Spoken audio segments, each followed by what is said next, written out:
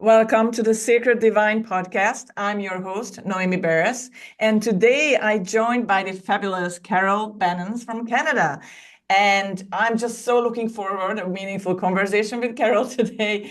Get ready for an inspiring journey. First of all, I would love to introduce you, Carol, and a little bit about your history and about her story. So let's share that with you. So Carol turned her loss into purpose after her husband's passing, becoming a transformational life coach and certified grief educator. Through her Choose method, which is CHOOSE method, speaking and coaching, she helps others embrace grief and find gratitude. She's also the author of Kintsugi, Your Heart, The Art of Living with Grief. And also, there's a new book came out again, Grief Unmasked. So we will talk about everything today, and I'm so looking forward to it. So, Carol, please welcome. Oh, thank you, Noemi. I'm so pleased to be here. Thank you so much. First of all, can you share a little bit about your journey from physiotherapy to grief coaching? It's a big change, I guess. It sounds like it is, but it's not so big. It's interesting. I've been a physio for 39 years. I'm retiring for sure now. And I loved my job and I helped people who were in chronic pain, not unlike grief. And my second husband, Brian, died in 2018. And of course, I had no idea what grief was like. I didn't expect to feel how I felt. I didn't understand it. And it took me really 3 years of burning out to say, I'm done now, really, as a physiotherapist. I want something different. And I looked ahead. I became a transformational life coach. And I finally became a grief coach and a grief educator, which is where I should be because I understand it deeply, profoundly. I struggled and I don't want others to struggle. So anything I can do to help them on their journey is really what I want to do. And I love that. And I'm so sorry for your loss. We all have our grief in our own families. Unfortunately, I had this, the fair share of it when I lost my dad and my grandma in 2019. So yeah, it's a very, very long and hard journey. And when your husband passed, what was the biggest challenge that you faced in your own grief journey? Mhm. I think it was the lethargy of grief. I had no idea about that. So I think most of us would appreciate that we're going to be sad, of course, Of but I don't course. think we really understand the physicality of grief. Like it's a whole body experience. So we have the emotions, we have the mind, the cognitive deficit. But for me, it was the exhaustion. I had never been so exhausted. And I thought it was partly because of our 6 year cancer journey. My mother's sick in the UK, I'm in Canada, flying over to her, a friend with Alzheimer's, working full time. It was a lot. However, what I didn't realize was actually this is what we call the lethargy of grief. And it went on for a couple of years. It was just I felt leaden and heavy, hard to get off the sofa. It's surprising to me. That was my And most challenging physical aspect, I would say. physical aspect, yeah. And how long did it take? I mean, you said like 3 years, or how did you feel in the meantime? What happened, in your life, or how did you cope with it? Not well, because I didn't know, because we don't talk about grief, right?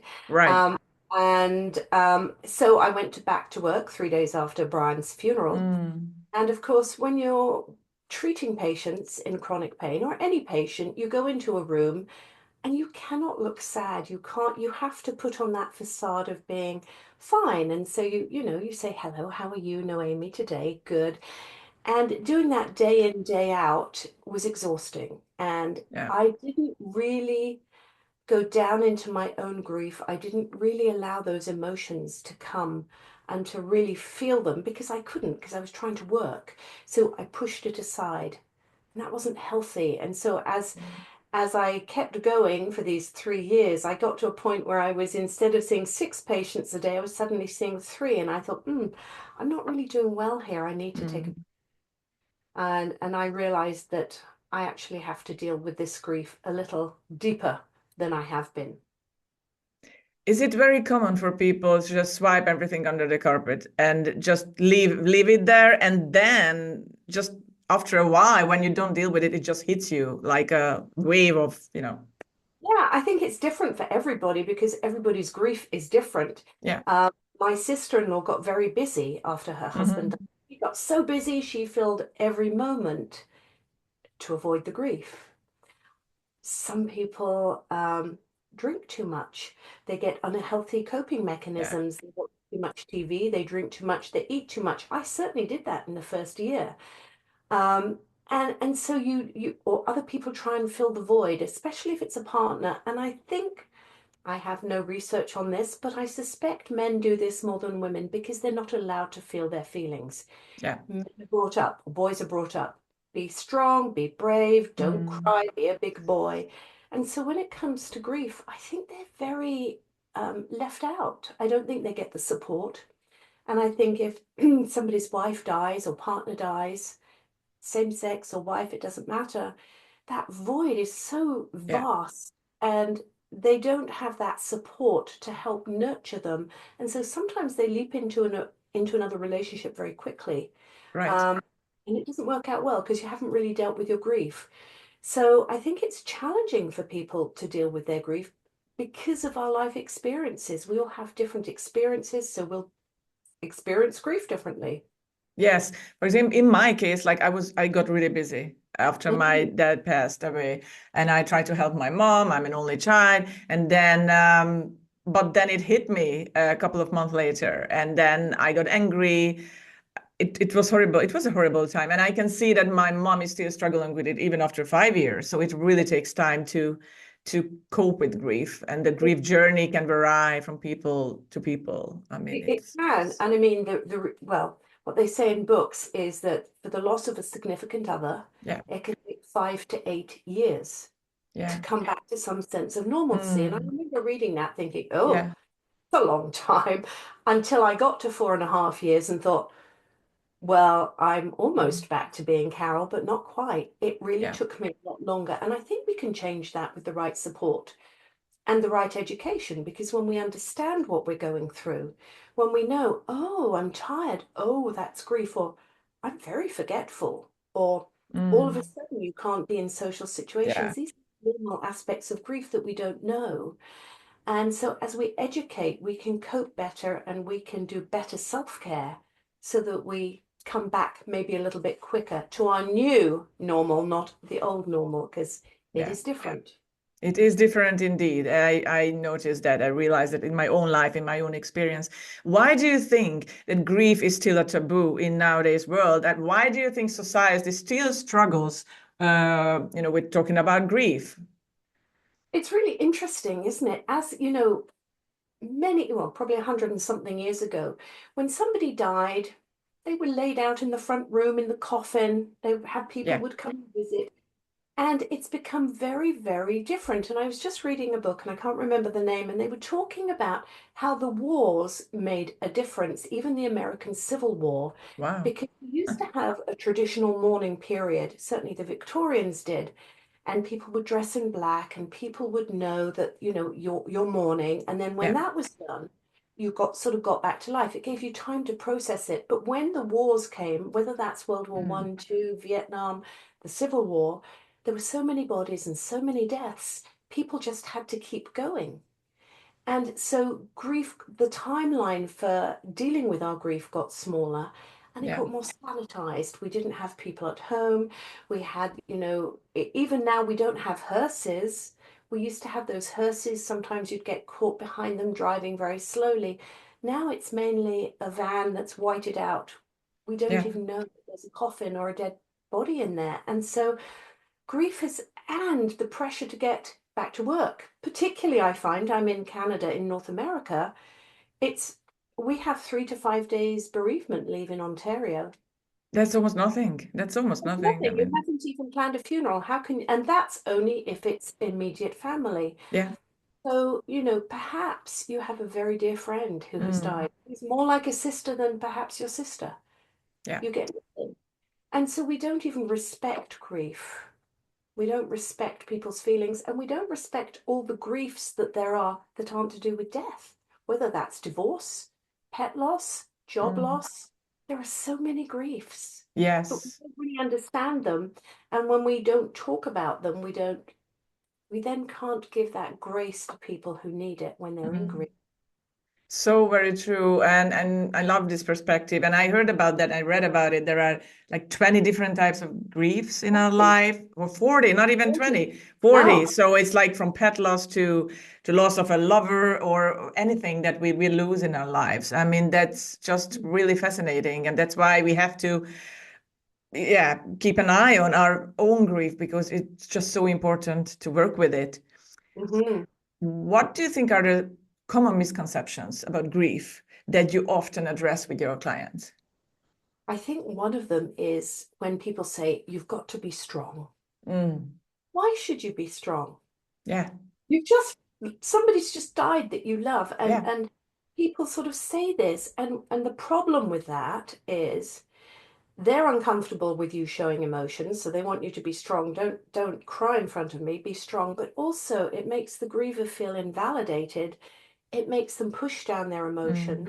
And when we push down our emotions, they stay in the body. yeah. And we know that 7 to 10% of people will go on to develop prolonged grief disorder, complicated grief, where they can't get out of the house, where they can't function normally. And so when we encourage people to be strong, we're basically saying, don't show your Mm, emotions, they don't really matter. And you can perceive that as the life of my loved one didn't matter. They're being invalidated. My feelings are being invalidated. Oh, well, I better just be strong and carry on. And then further down the road, you're starting to get migraines, sleep issues, aches and pains, mental issues, you know. And so being strong is one of them. I think that's one. I think yeah, another one is thinking there's a timeline in grief, you know, 1 year and done. yeah. In my new book, I actually mention an anecdote where I was at my own Christmas party. It was 6 months after Brian had died, and somebody I know very well, who I thought was actually pretty compassionate, said to me, "Are you over your grief yet?" I Oh, thought, oh, "Oh my Lord, really?" But it's not because she was unkind, it's because she didn't know, she didn't understand. And I think the big takeaway is that there are several here. We don't get over our grief. yeah. So just say that for anybody who's grieving. You have to integrate it. Your grief will always be there if it is somebody that you cared about, but you Mm, can expand around it and you have to learn. That's what we do.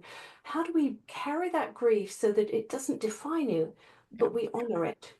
So I think that's one of the things. And the timeline issue, it would be so nice if we yeah. could say it's 1 year and done, but Yeah, and we're done, and that's it. we're Yeah. done. It's not- And of course, the reason the timeline is different for everybody is we have different life Yeah. experiences. You know, when I was younger, my one of my sisters died, and we didn't have a funeral or memorial, and we didn't talk about it. So what was modeled for me is keep calm and carry on, very English. Yes.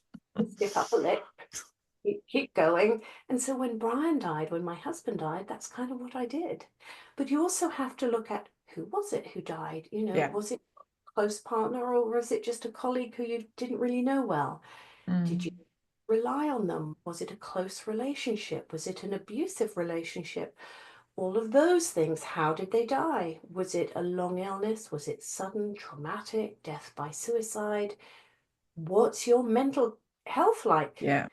Somebody who's already struggling with depression and anxiety, then grief is going to magnify that. So that's why we can't say, here are 5 widows, they're all going to be fine in 1 year, because Yeah. every widow has had a different experience in life and different coping skills. So, Absolutely. Yeah. there's so much that affects our timeline. So those are two, that there's a timeline, that you should be strong. I mean, I can keep talking on those. Probably could go for an hour I know. or longer. Yeah, but it's just so important to talk about these topics. And so you have a new book just came out. You mentioned I Grief do. Unmasked. So please just tell us a little bit about it. Show it us. Show it to the Well, listeners. it's literally the proof copy. That's why it has It's so fresh. It's cytoplasm. just like it's Literally got it yesterday. yes, So this is really talking about 10 common misconceptions. And you can see it's a very thin book. And the yeah. reason for that is I remember in grief, I couldn't read. And I'm a big reader. I love reading. Mm, I couldn't focus. I couldn't read. And it yeah. shocked me. another thing I didn't know. So what I want to do is bring out some smaller books with information that's easily digestible for grievers. They can Yeah, look through it. Oh, okay. Rather than having to read a big thick book. I love the big thick books now I yeah, can me read. too. Yeah, yeah. But if you're in grief, you want something easy. Mm, And so I just talk about 10 misconceptions, and what the takeaway is yeah. for each. So people get an idea that they're not really going crazy because you can feel that in grief. Absolutely. I remember that I love music. I always listen to music. Whatever I do, I'm walking, Yep. cooking. I always love music. But when my dad passed away, I just couldn't listen to music for a few months, and it was horrible. I just couldn't cope with it, and it took me a few months until I could get back to music. So Well, so it's very interesting. strange. Yeah. Well, no, not really. I mean, my late husband was a jazz pianist, and Mm, I couldn't listen to music for years. I of couldn't listen course. to his Yeah. music, which I love. Oh, I love his music. But he was his music, and Yeah. so it was heartbreaking for me to listen to. But any music would do that. I think if you love music, it touches your soul, doesn't it? Yeah. It goes. Absolutely. So it brings up memories. I'm sure if you like music and a song comes on, you can go, "Oh, I was here," or with this person, and Yeah. that's what can be challenging. It brings up memories. Yeah, and joy, joy, memories of Yes. sorrow. Absolutely, absolutely. And it's so beautiful. And where people can find this book, Carol? Well, once Kindle has approved it, literally it's going to be on Amazon.com. So it's Perfect. there. And my other book, of course, is up on Amazon as well, Kintsugi Your Heart. Yes, and that's a beautiful, beautiful metaphor also. I know Japanese philosophy about kintsugi. If you can just tell just a little bit about your other book too, about the kintsugi concept. Sure, sure. So kintsugi is the Japanese art of putting together a broken pot with liquid gold. So it makes something beautiful. Mm, And when I was writing that book, for me, it was like, our heart gets shattered in grief. And the book's in three parts, shattered, in pieces, mm, making broken beautiful. Because we can pull our hearts together with memories and love and self-compassion, and it can still be beautiful but different. It's not yeah, going to be the same, it isn't. But it doesn't mean it can't still be something wonderful. And so I just thought that was a really lovely way to think about grief, that we can still have a beautiful life. We can still have a meaningful life. it is beautiful. It's a beautiful metaphor.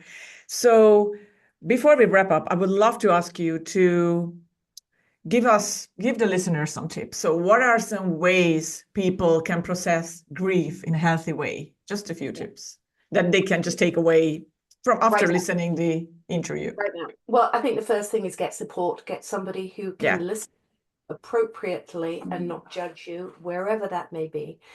And I think it's about allowing yourself, giving yourself permission to grieve. Take the time. Mm, Take the time. And also, you're allowed to take a break from your grief. And I don't think people really understand this. It's okay to step away for 15 minutes and do something different. It's okay to smile and not feel guilty. So I think it's about really self-care. And certainly initially, you have to look after yourself. You have to sleep and eat okay if you can. You have to get support. You have to take rests because yeah. it's tiring as we process grief. And for me, I love mindfulness and meditation. It's not everybody's bag, but it is something that I think is really helpful, or getting out in nature. Yeah. But I think it's in the allowing.